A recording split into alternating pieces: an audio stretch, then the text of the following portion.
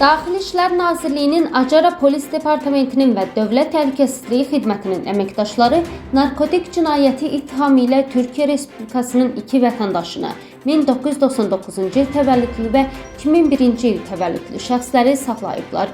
Bu barədə məlumatı Daxili İşlər Nazirliyi yayıb. Qurumun izahına görə, Dövlət Təhlükəsizliyi Xidmətinin əməkdaşları tərəfindən aşkar edilən həmin şəxslər Türkiyədə fəaliyyət göstərən Barış Boyun adlı cinayətkar qruplaşmanın üzvləridir. Onlara böyük miqdarda narkotik vasitə və psixotrop maddələrin qanunsuz əldə edilməsi və saxlanılması ittihamı irəli sürülür. Hüquq mühafizə orqanlarının əməkdaşları təqsirləndirilən şəxslərin üzərini və onların müvəqqəti yaşadıkları evi axtararkən böyük miqdarda müxtəlif növ narkotik vasitə və psixotrop tərkibli həbləri maddi sübut kimi götürüblər. Cinayət əməlinə görə 8 ilədək azadlıqdan məhrum etmə nəzərdə tutulur. İstintaq Cinayət Məcəlləsinin 260-cı və 261-ci maddələri ilə aparılır.